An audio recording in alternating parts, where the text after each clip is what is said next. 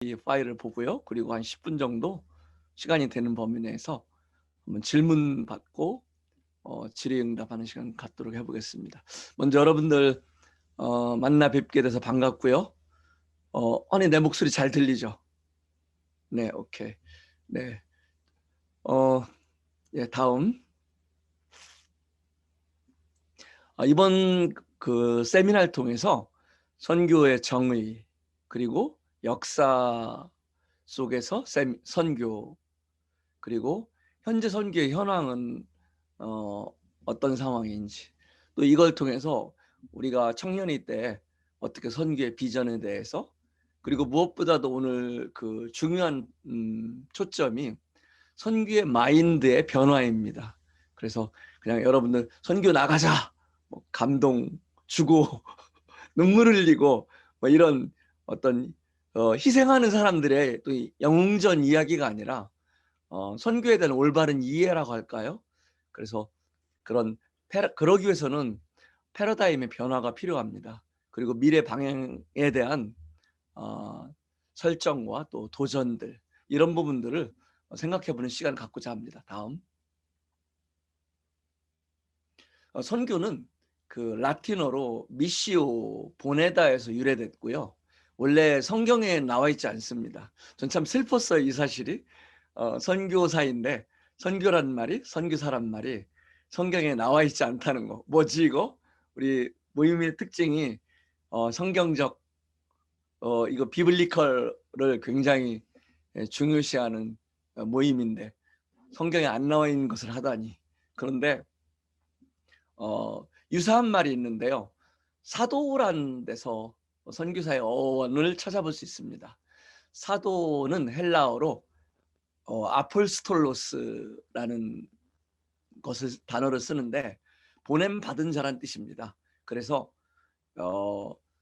성경에는 선교나 선교사가 나와 있지 않지만은 동일하게 어떤 사명을 받고 보냄을 받은 자란 뜻에서 가장 가까운 단어는 사실 사도라고 할 수 있겠습니다.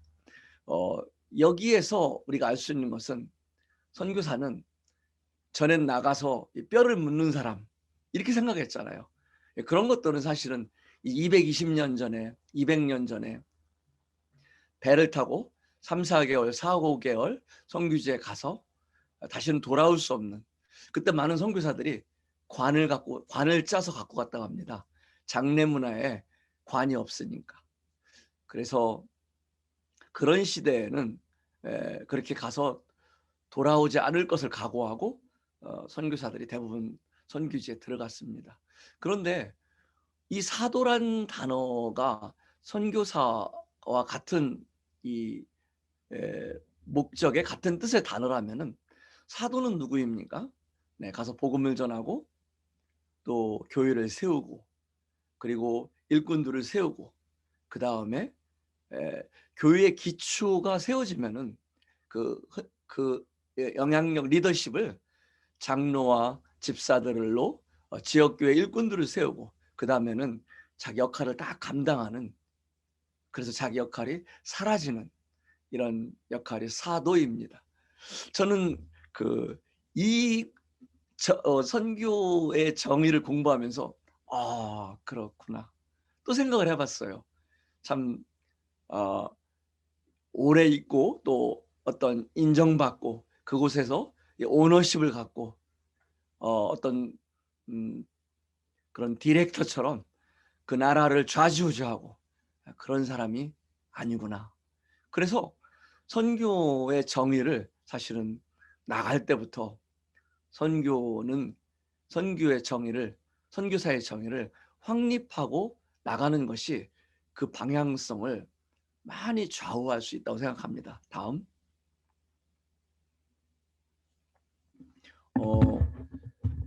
이 선교를 또 이렇게 정의하는데요.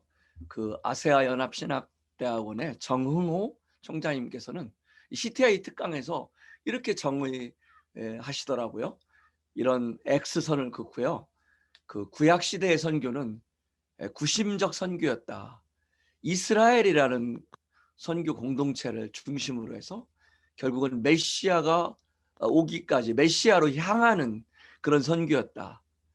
그런데 이제 예수 그리스도가 이 땅에 오신 이후에 그것은 원심적 선교로 바뀐다. 곧 흩어짐의 선교라는 거죠. 그리스도 안에서 완성된 복음을, 이 생명의 복음, 십자가의 복음을 땅 끝까지 이르러서 전하는, 증거하는 그런 것, 이런 내용들을 통해서 선교를 설명해 주셨는데 참 이해하기 쉬운 이런 설명이었습니다. 다음. 사실은 구약에도 선교가 있었을까요? 네. 우리는 먼저 선교의 주체가 하나님이라는 겁니다. 교회가 시작되기 전부터 선교는 하나님의 선교이고 교회는 선교에 참여하는 기능입니다.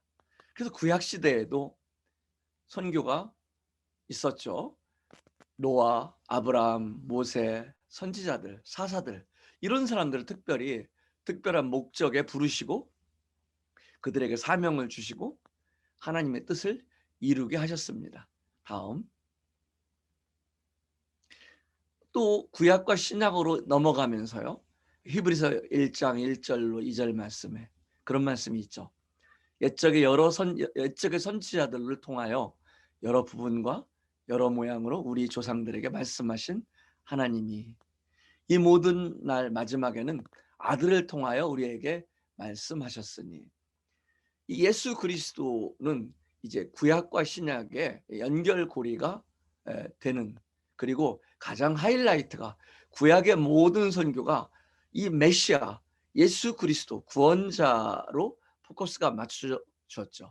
그렇다면은 이제는 신약의 복음은 바로 예수 그리스도의 십자가에서부터 예수 그리스도가 부활하고 또 그 지상 명령을 통해서 그 이후로부터 온 땅에 퍼지는, 흩어지는 이런, 또 퍼지는 이런 선교였습니다. 다음. 신약 시대에는 예수님이 최초의 선교사였습니다. 그냥 이렇게 짜깁기식으로 생각할 수는 없습니다. 왜냐하면 정말 예수님께서도 요한복음 5장 37절에 나를 보내신 아버지께서, 그 보내신 분, 파송의 주체를 분명히 알고 있었고요. 그리고 요한복음 8장 39절에서는 나를 보내신 이의 뜻을 행하는 것이다. 파송 목적, 예수님이 받은 사명이 있었습니다. 그리고 사명의 완수는 요한복음 7장 33절에서는 이제 사명을 다 마치고 이제는 나를 보내신 이에게로 돌아가겠노라. 그리고 선교의 원동력은 요한복음 6장 44절에 보면은 나를 보내신 아버지께서 이끌지 아니하면, 이거는 선교사의 어떤 영웅담, 개인의 능력이 아니라 하나님 성령님께서 그 모든 원동력이 되어 주시는 것입니다.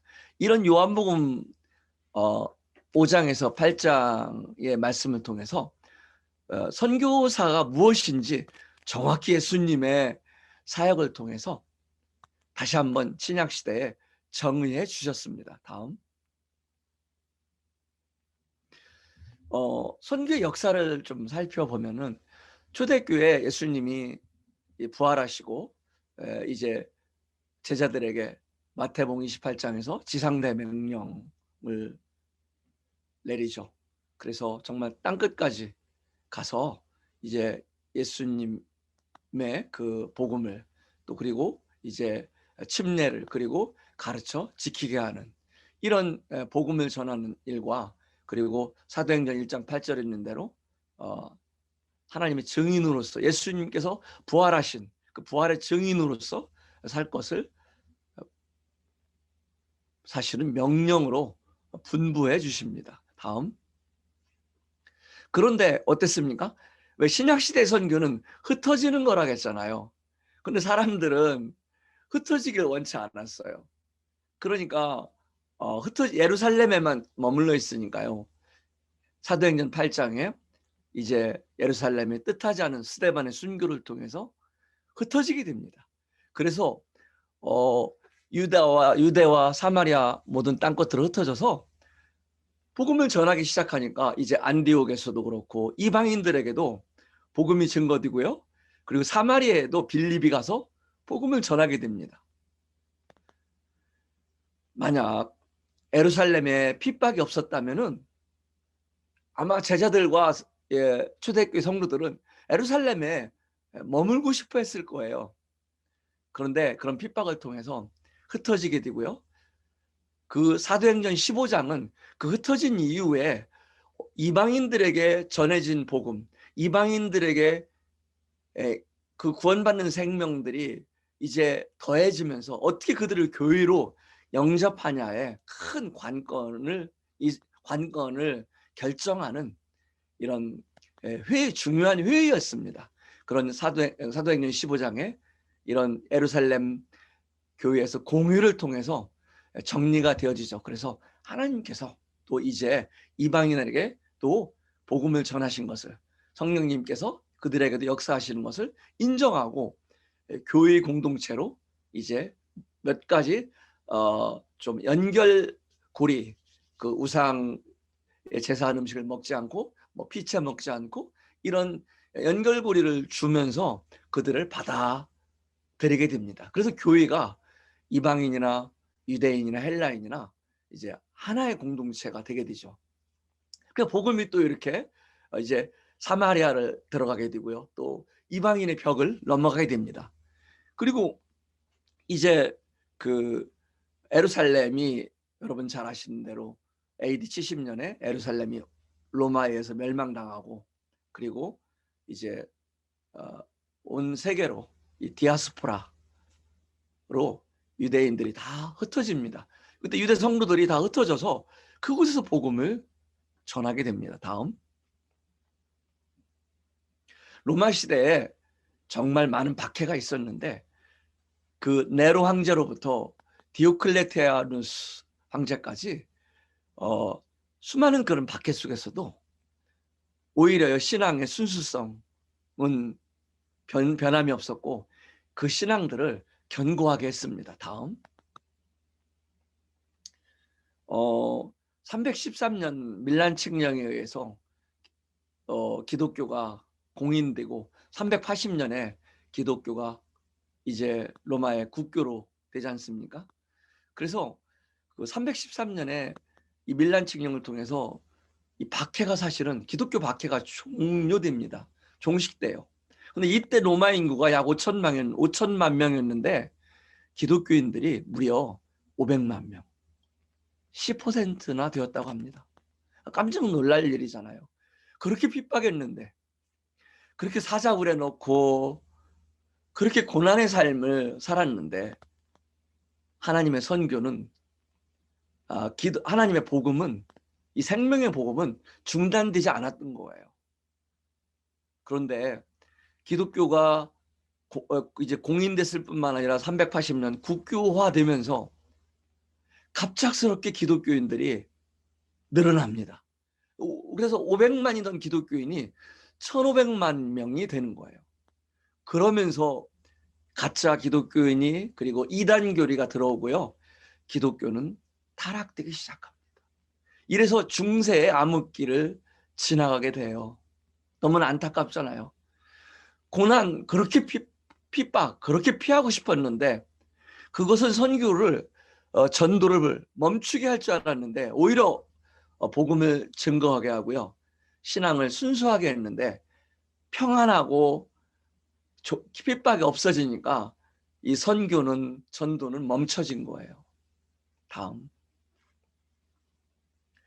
그리고 이제 500년에서 1492년 사이는 주로 수도원 중심으로, 그다음에 가톨릭 중심으로 이제 복음주의적이라고 말하기는 좀 애매한 섞인 그런 국가교회 형태의 그런 가톨릭 중심의 교회가 교회 형태가 전하게 되었습니다.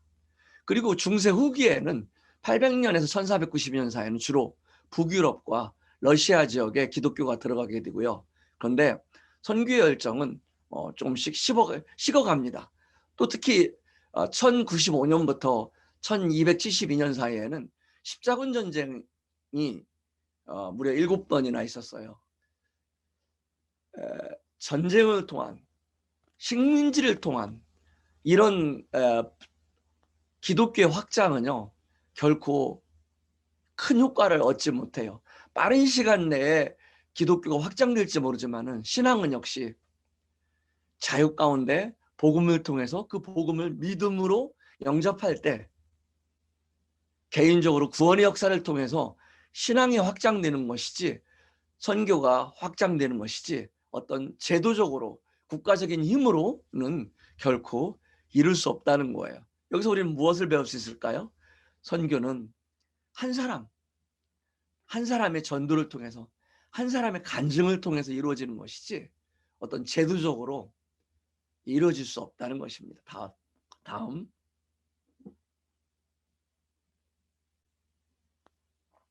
16세기에서 18세기에는 이 1490년에서 1793년 사이는 가장 큰 사건이 1517년에 마틴 루터, 쯔빙글리, 여러분 잘 알죠? 종교개혁자들. 네, 종교개혁이 일어나고요.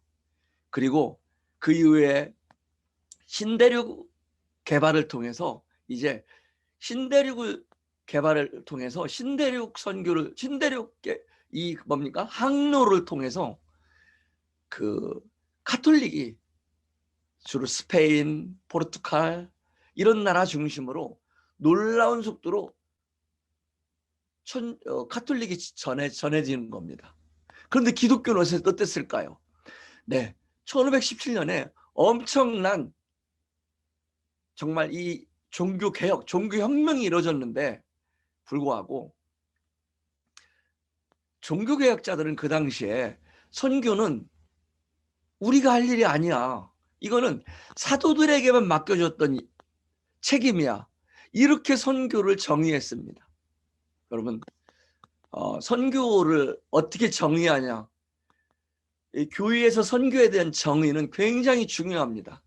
그 종교개혁자들은 놀라운 믿음으로 말미암는 구원, 행위로 말미암지 않는 믿음으로 의롭다함을 받는 그 놀라운 성경의 진리를 회복시켰지만은 예수 그리스도의 십자가의 복음을, 그 생명의 복음을 전하는 일이 바로 교회의 책임인 것은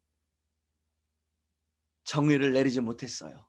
그래서 그리고 또 이제 이 교회들은 이 국교, 그러니까 그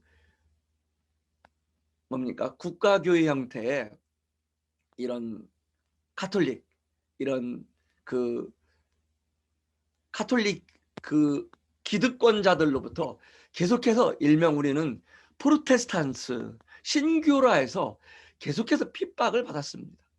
그러니까 18세기 말까지는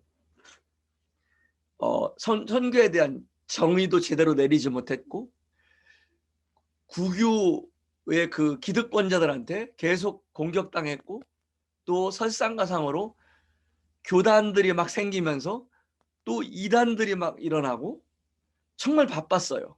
이럴 때 천주교는 신대륙을 발견하고 그 항로를 통해서 그런 신대륙 발견을 계속할 때, 그때 천주교 교리를 같이 전한 것입니다. 그래서 오늘날 뭐 필리핀 이런 유럽 나라의 수많은 나라들의 그 카톨릭 천주교가 그때부터 전해진 거예요. 그래서 놀랍게 그들은 정말 깊숙이 카톨릭 문화를 지금도 갖고 있는 것입니다. 얼마나 역사를 보면서 우리는 이거 뭐 1492년 뭐 몇 년 안 유어도 됩니다. 역사는 통해서 그 교훈들을 공부하는 거잖아요. 정말 이런 부분들이 너무나 안타깝죠.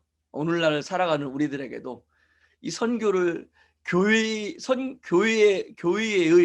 선교에 대한 태도, 선교에 대한 정의가 얼마나 중요한가. 또 그 시기를 놓쳤을 때 정말 오늘날에도 천주교 국가에서 캐톨릭 국가에서 가서 복음 전할 때 얼마나 힘이 드는지 모릅니다. 다음 세월이 흐르면서 이런 종교개혁 정신들로 다 흐려지고요. 다음 그때 하나님께서 쓰신 사람들이 있어요. 그 선교가 이루어지지 못하고 있을 때 하나님께서 누구 쓰셨냐? 경건한 자들을 쓰셨어요. 그래서 경건주의의 중심인 이 슈페너 혹은 스페너라고도 해요. 독일말 슈페너, 프랑케 두 지도자들을 통해서 이런 할례 대학을 세우고 그 할례 대학의 경건주의의 온상이 되었어요. 그래서 이런 경건한 주의자들을 하나님께서 선교의 도구로 쓰시기 시작해서요. 이 독일의 할례 대학을 통해서 약 60여 명의 선교사들을 이렇게 점차적으로 파송하게 됩니다. 다음 또 두 번째 그리고 이제 다음이요. 그리고 이제 두 번째 사용한 무리들이 바로 모라비안 형제단들이에요. 그들은 신앙을 삶으로 실천했던 이들이에요. 굉장히 여러분 여기 역사에서 하나님께서 종교개혁 이후에 어떤 사람들을 선교를 쓰셨는가? 경건한 자들을. 그러니까 준비된 그릇들, 깨끗한 그릇을 그 재질이 금이든 은이든 그런 거 개의치 않고 깨끗한 그릇, 하나님을 담을 수 있는 그릇들. 그리고 두 번째는 신앙을 이론으로 알고요. 막 헬라어, 뭐 히브리어, 원어 잘 알고 어디 훈련 받고 뭐 이런 지식적으로만 아니라 신앙을 삶으로 실천하는 이들. 네, 물론 이런 것도 중요합니다. 이런 것도 중요하지만은 신앙을 삶으로 실천하는 이들을 사용하셨어요. 그게 바로 모라비안 형제단들인데 이들은 무려 2158명의 선교사를 파송하는데 성도 12명당 1명의 선교사를 파송한 것으로, 그것도요 자비랑 선교로. 놀랍죠. 정말 그들은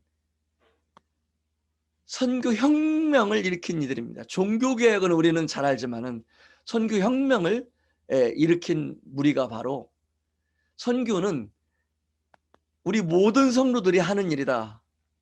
종교개혁자들도 정의를 내리지 못하던 것을 선교는 우리 모든 교회가 해야 하는 일이다. 이것을 처음으로 제대로 실천했던 무리들입니다. 다음.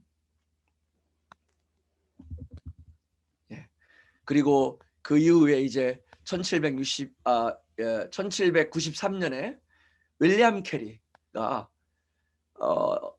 이제 그 영국의 처음으로 선교 단체 침례교 선교회를 그 이전에는 개인적으로 나갔고요. 물론 모라비아는 그 공동체를 통해서 파송됐고요. 그리고 할례 대학이 그 어떤 중심 선교 단체가 되었지만은 실제 전문 선교 단체가를 처음 세운 것은 윌리엄 캐리였습니다. 윌리엄 캐리는 자신이 직접 영국에서 선교회를 세워요. 선교는 개인이 나가는 것이 아니라 이런 단체를 통해서 협력을 통해서 나가는 것을 알고 그렇게 침례교회 선교회를 세우고 그 선교 단체를 통해 나갔기 때문에 우리는 윌리엄 캐리를 좀 더 조직적으로 체계적으로 나갔다고 해서 근대 선교의 아버지라고 부릅니다. 네, 다음. 그런데 그 윌리엄 캐리 이후에 영국에서 많은 선교사들이 나가다가 이 선교사들을 파송하는 모체가 영국에서 미국으로 전환된 큰 사건 3개가 있었어요. 놀랍게도 대학생들과 관련이 있습니다. 저는 깜짝 놀랐어요. 어느 교회가 아니라 대학생들의 자발적인 운동이었어요. 그 첫 번째 사건, 1806년에 미국의 매사추세츠주에서 비가 엄청 오는 날 5명의 학생들이 비를 피해서 건초더미에 들어갔다가 연애를 한 게 아니라 재미난 이야기를 한 게 아니라 해외 선교에 대한 비전을 놓고 기도했어요. 그것이 건초더미 선교회가 되었어요. 그리고 다음 80년 뒤에는 이제 이 기도 모임이 80년 뒤로 계속 이어지면서 이 1886년 헐몬산 수양에서 이런 학생들이 250명의 대학생들이 참석해서요. 100명이 선교사로 나가겠다고 서명하고 이들이 선교사로 나가게 됩니다. 그리고 이것은 다시 다음 2년 뒤에 1888년에 스튜던트 바런티어 무브먼트, 그래서 학생 자원 운동이라는 그 아주 유명한 미국의 학생 자원 운동으로 또 발전돼요. 그래서 이 학생 자원 운동을 통해서 대학생들은 우리 세대 안에 세계를 복음화하자 이렇게 시작했어요. 여기에 그 지도자들은 이런 드와이트 라이언먼 무디가 있었고요. A.T. 피어선이 있었어요. A.T. 피어선은 한국에도 알려진 분이에요. 이 A.T. 피어선은 주로 행정적으로 이 학생 자원 운동을 이 캠프를 주관했고요. 그 다음에 무디는 이런 복음을 전했고요. 말씀을 전했습니다. 피어선이 이 피어선을 기념해서 한국 평택에도 피어선 신학교를 세워서 지금은 아마 평택대학으로 바뀌었을 거예요. 그것이 바로 피어선 신학교의 피어선이 바로 학생자원 운동을 만들었던 그런 지도자였습니다. 이런 미국에서 이런 학생 운동이 이어지고 발달되면서 50여 년 동안 25,000여 명의 선교사를 파송하게 돼서 지금도 미국은 세계 제1의 세계 최고로 많은 선교사를 해외에 파송한 나라가 돼요. 다음. 그 뒤로 이제 허드슨 테일러 같은 분도 중국에 들어가서 정말 중국 선교에 큰 획을 걷습니다. 우리 브래드린 선교사들도, 우리 모임의 선교사들도 이 허드슨 테일러가 세운 중국 내지 선교회에 들어가서 동역하게 됩니다. 3분이 들어가셨어요. 다음. 그리고 1945년 이후에부터 현재까지를 현대 선교사라고 하는데, 이때부터는 이제 종족의 개념을 중요시 여겨서 한 나라 단위가 아니라 2차 대전 이후에는 선교 환경이 급변합니다. 그래서 이제는 나라 단위가 아니라 종족 개념으로 들어가야 되겠다. 그래서 종족의 언어에 맞는 성경을 번역하기 위해서 이런 위클리프라는 언어 선교 단체가 생기고요. 뉴 트라이브 미션이라는 NTM, 우리가 잘 알고 있는 NTM 같은 선교 단체가 세워지기도 합니다. 다음. 선교 역사를 쭉 보았잖아요.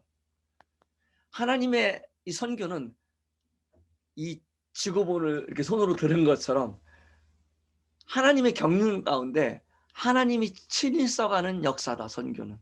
두 번째, 수많은 희생을 통해서 이루어졌다. 그리고 고난의 시기에 선교는 오히려 활성화되었고 평안이 거하는 시기에는 선교는 정체되었다. 다음. 이런 것들을 우리는 생각합니다. 정말 많은 선교를 나가고 있지만은 아직도 수많은 나라들이 기독교를 꽁꽁 묶어서 못 들어오게 하고 있고요. 들어온 선교사들이 복음을 못 전하도록 핍박하고 있습니다. 기독교 박해 지수를 오픈 도어스라는 선교단체에서 매년 리스트와 데이터를 백업하고 있는데 여전히 계속해서 탑 1위는 북한입니다. 이렇게 대부분 나라들이 이슬람 국가들이에요. 혹은 독재 정권이 있는 나라들입니다. 그렇게 복음이 증거되지만은 역시 동일하게 또 전해지고 뭡니까? 이들은 방어를 하고 있습니다. 다음.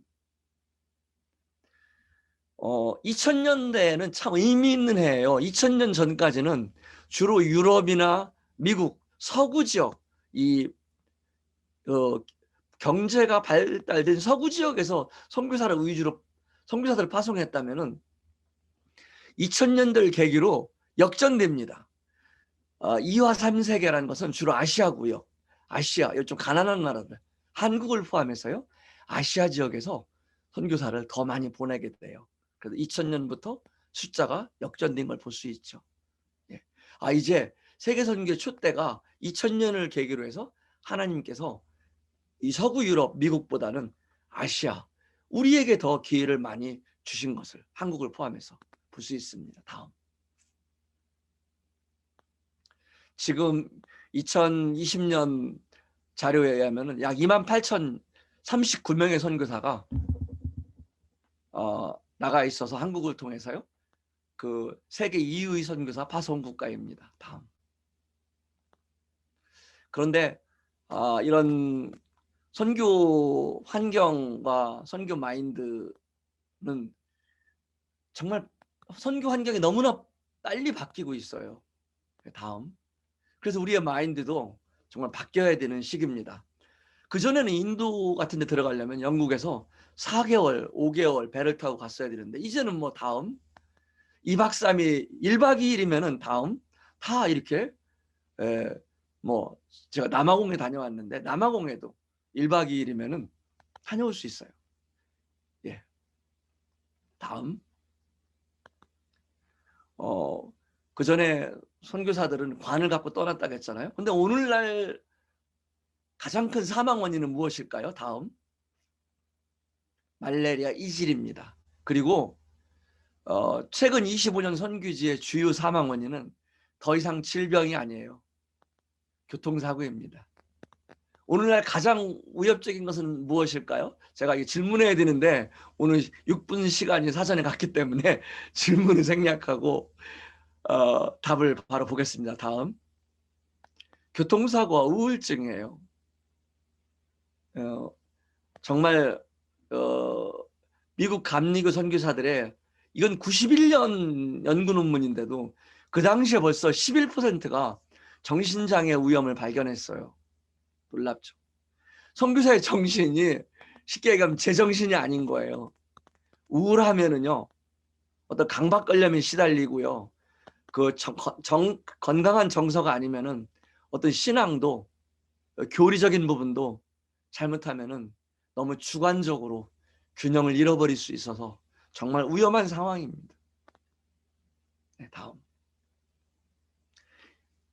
225년 전에 윌리엄 캐리 시대의 선교를 오늘날에도 우리는 많이 갖고 있고요. 그거를 생각하고 있어요.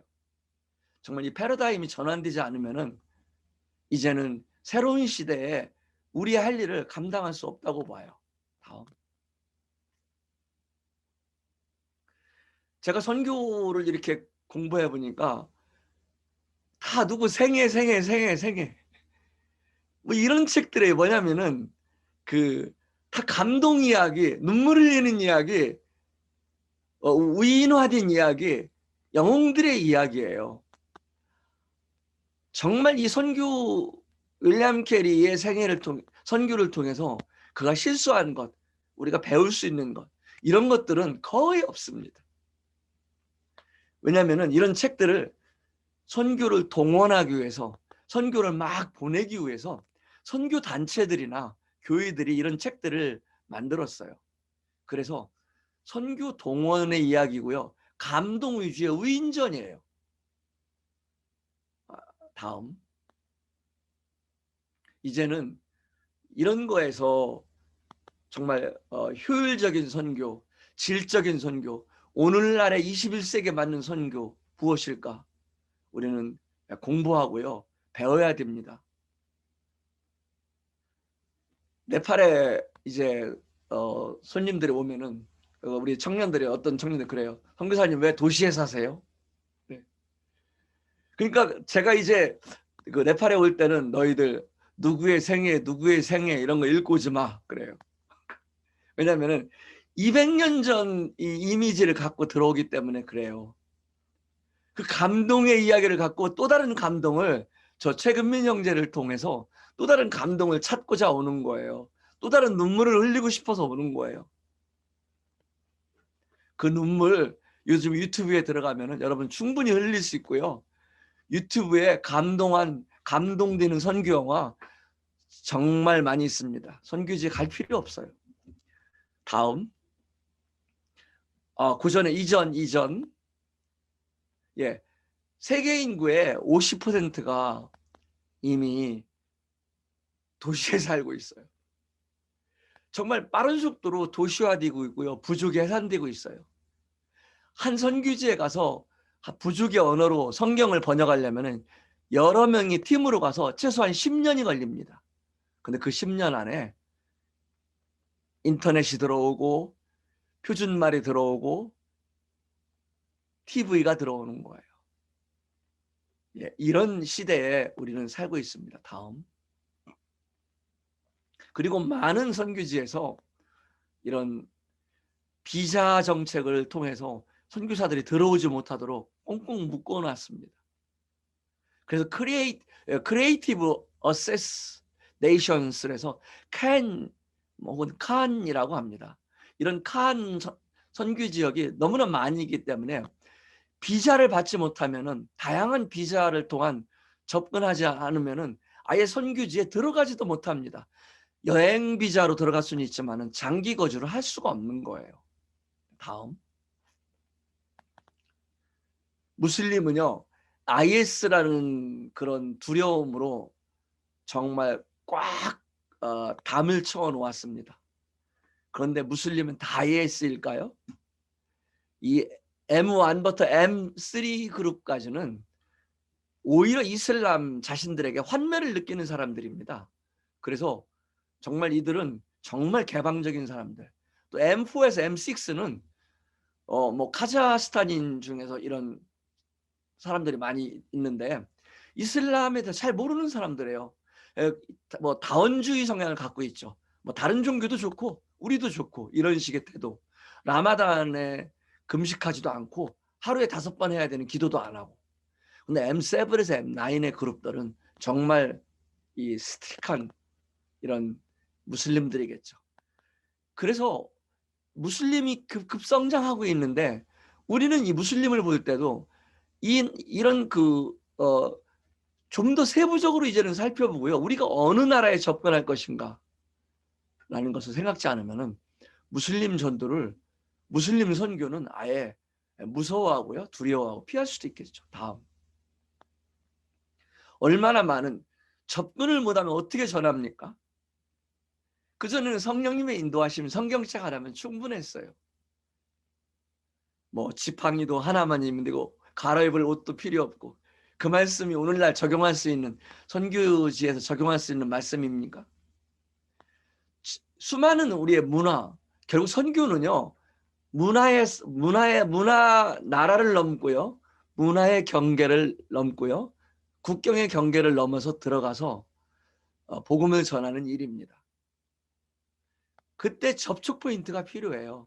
이런 것들이 우리가 갖고 있는 문화들, 심지어는 이런 대중 가요 이런 것조차도 상당한 그들의 접촉 포인트가 되고 있습니다. 이런 것들을 통해서 한국어가 굉장히 많이 발달돼 있어요.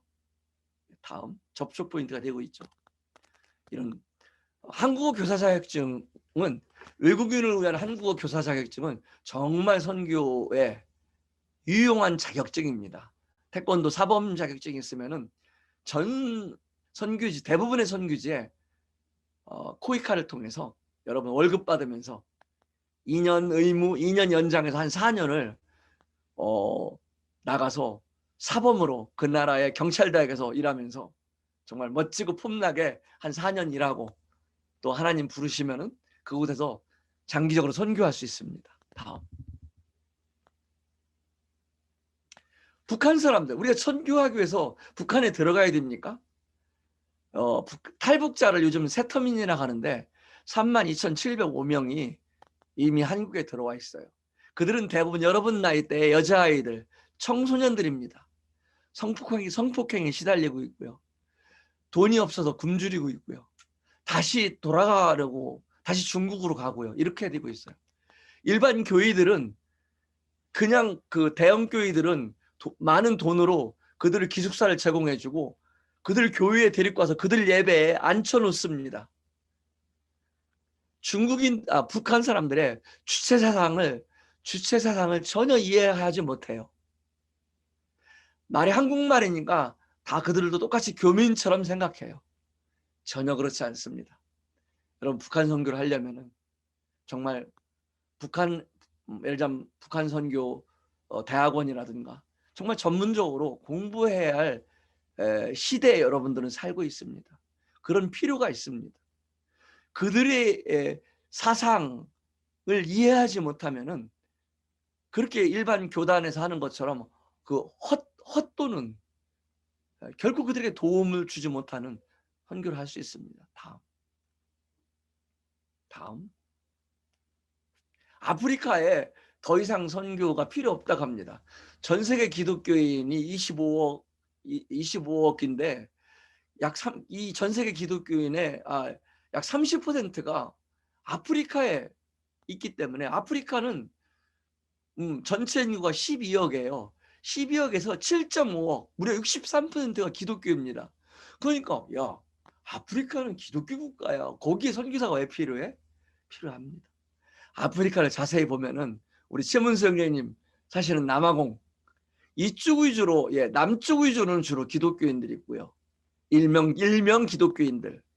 그다음에 북아프리카 쪽은 무슬림, 강력한 무슬림들. 중앙아프리카 쪽은 전통 종교를 갖고 있습니다. 이렇게 우리는 이미 아프리카의 63%가 기독교인이야. 선교사가 왜 필요해? 이런 마인드로는 우리는 선교를 나갈 수가 없어요. 유럽에 왜 선교사가 필요하지? 일본에 왜 선교사가 필요하지? 일본? 거기에 150개 우리 모임이 있습니다만은 기독교 인구가 1%밖에 안 돼요. 제가 섬기고 있는 네팔보다도 기독교 인구가 작은 나라가 일본입니다. 선진국이라 필요 없다고요? 필요합니다. 다음. 아프리카 선교는 기독교인들이 아까 몇 퍼센트, 60%가 넘는 63%의 기독교 국가지만은 이 복음과 교리를 정말 다시 전해야 돼요. 그들은 이 기독교를 너무 좀 혼합주의화한 거예요. 그들의 문화와 지나치게 혼합해서 이 경계가 애매해요. 성경적이지 못한 부분들이 너무 많이 있습니다. 예를 들면 예수님을 치료자라는 말로 그들의 말로 호칭한다든가, 그 다음에 치유, 방언 이런 거를 예수님을 믿는 목적으로 삼는다든가, 또 그들의 윤리관이라든가. 그래서 너무나 심각하게 이 죄에 대한 인식은 약하고요. 그리고 혼합주의로 들어가 버렸습니다. 그래서 아프리카 선교는 이제는 우리가 더 목적을 잡아야 되는 게 성경의 교리를 일명 기독교인이라고 하는 사람들한테 새롭게 다시 정립해가는 것도 큰 방향성이라고 볼 수 있습니다. 다음. 네. 코로나19로 인해서 선교가 어떻게 흐를지 모르겠습니다. 다음. 그러나 그 코로나 이후에는 이런 미전도 종족이 축소되고요. 선교 거리 개념이 없어지고 종교 대 종교, 세대 간의 선교가 중요시 여겨진답니다. 세대 간의 선교 우습잖아요. 이제 아버지 세대와 여러분들의 세대도 전도해야 할 그런 상황이 되어버리는 거예요. 타문화권이 좁혀지고요. 그리고 단순한 복음만 전하는 것이 아니라 복합적으로 이제 선교를 해야 하는, 그래서 효과를 얻을 수 있는, 그리고 정말 중요한 건데 커넥티브냐 디스커넥티브냐, 이 인터넷이 연결돼 있냐 안 되어 있느냐, 인터넷 환경이 굉장히 중요한 선교의 방향성이 된다고 예측하고 있습니다. 다음.